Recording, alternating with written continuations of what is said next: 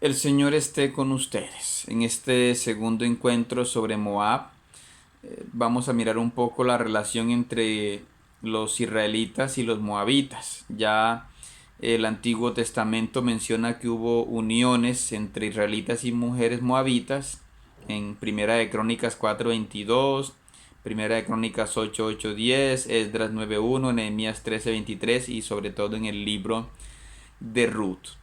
Pero la mayoría de los textos son polémicos, como se ve en la disputa israelita por la región del norte de Moab, lo que se llamó también la apostasía de Bet Peor, que refleja una lucha incluso religiosa. Parece que los israelitas les atraía el culto que tenían los moabitas.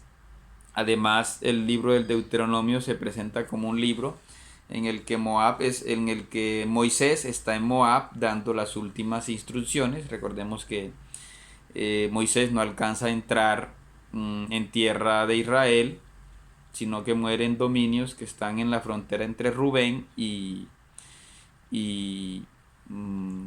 Moab.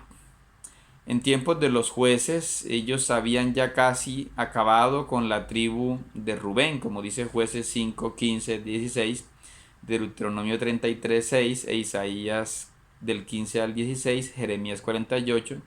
Y lo mismo la estela de Mesha muestra que ellos prácticamente acabaron con esa tribu, ¿no? Y el rey Saúl también luchó contra Moab, como se ve en Primera de Samuel 14:47. David hace una masacre selectiva de moabitas, pero Salomón tuvo varias esposas moabitas e incluso llegó a erigir un altar al dios Kemosh, como dice Primera de Reyes 11. El rey de Mesha dice que él arrasó con la tribu de Gad y no menciona a Rubén. Parece que ya quedaba poco o nada de Rubén. E incluso enfrentando a Israel llegó a degollar a su propio hijo, como dice Segunda de Reyes 3, del 4 al 27, Segunda de Crónicos 20, del 1 al 30. La estela de Mesha, que ya mencionábamos, fue hallada en 1868 por Klein, un misionero alemán que estaba en Dibón.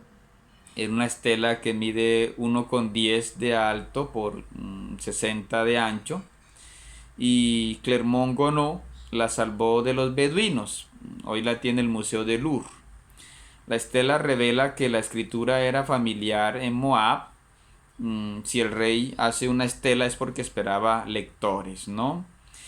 Y esta estela ha ayudado a conocer un poco de la lengua de los moabitas, que como decimos era muy parecida a la israelita, incluso en el pensamiento, la forma de expresarse, como dice el artículo Alto Criticismo y Monumentos de Sayce. Además muestra que los caracteres eran populares, no rebuscados, no como al estilo de Babilonia, que era muy difícil aprenderse tantos textos, ¿no? La escritura cuneiforme. Esa estela de Mesha tiene 34 líneas dispuestas en 3 centímetros de intervalos. Sigue un estilo sirio en su presentación. Menciona que Omri, el rey de Israel, era un tirano y que Ahab también fue un tirano, pero que los moabitas sufrieron porque el dios Quemos estaba encolerizado. Pero luego viene la derrota de Israel. Es además la inscripción más larga escrita en un dialecto del semítico del noreste. Eh, Hubo también algunos textos falsos que Charles descubrió de unas supuestas vajillas y manuscritos copiados con base en la estela, ¿no? Pero la estela de Mesha es un documento muy importante, es auténtico. La historia nos muestra que cuando los caldeos destruyeron Jerusalén, en fin, ellos aprovecharon para atacar Edom, pero Nabucodonosor les destruyó Nebo, Kiriataín, Hezbón, Madén, Oronaín y Dibón y los deportó. Entonces ellos sufrieron en gran parte la misma suerte que sus primos los israelitas. Tenían santuarios en las colinas, hacían sacrificios, se lamentaban rapándose la cabeza, cortándose la barba, hiriéndose las manos, vistiendo ropas ásperas.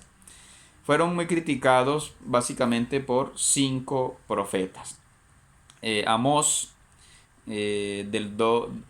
capítulo 2, del 1 al 3, que critica que los moabitas, por ejemplo, quemaron los huesos de un rey de Edom. No sabemos cuál, pero es una crítica fuerte, ¿no? Por no permitirle una sepultura digna. Isaías del 15 al 16 es la mejor descripción de Moab. Dice que lo que decíamos, ¿no? Que ellos son soberbios, altaneros, charlatanes. Isaías 25 del 10 al 11 dice que Moab será pisoteado, será destruido. Jeremías 48, en tiempos de la invasión de Nabucodonosor, critica su soberbia, critica al dios Quemos, a sus manantiales, su vino, en fin.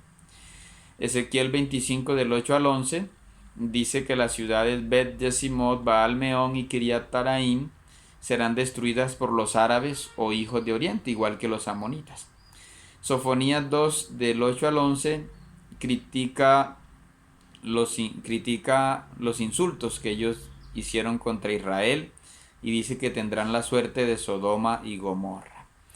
Vemos además que los moabitas han sido estudiados por William Albright, que estudió sobre todo los oráculos de Balaam, Alberal, Grohman, Lieber, Obed, Reed, Van Zyl, en fin. Y para terminar, vemos que Ruth es como la mujer que reivindica a los moabitas, viene a ser la abuela de David, y ella reacciona contra tesis excluyentes de Esdras y Abdías, mostrando que había una mujer judía, Noemí, y una mujer, Ruth, que, bueno, tiene que emigrar a Israel, y allí se encuentran con estos hombres, con Booz y Elimelech, que son terratenientes, jefes de clan, ¿sí? Y ella entra a Israel, mientras que otra nuera de Ruth, como es Orfa, pues regresa, dice allí, a su tierra Moab y a sus dioses, mientras que Ruth pues sí se integra a Israel, ¿no? Es muy interesante la reflexión que hace Lilia Díaz Mariano en el artículo Los extranjeros dicen Yahvé no nos excluirá de su pueblo, un manifiesto contra el imperialismo en la teología de la reconstrucción. Entonces, Moab, en conclusión, es un enemigo hostil, un enemigo soberbio, altanero, charlatán, pero también hay allí personas buenas, como Ruth, que pueden vincularse en el momento de la necesidad, del hambre, de la pobreza, cuidando a una suegra, ¿sí? que pasa dificultades, y a la vez entrando a formar parte de la familia de David. Es decir, Moab también puede encontrar la salvación cuando adopte, cuando acepte a Yahvé, que es el Dios de Israel.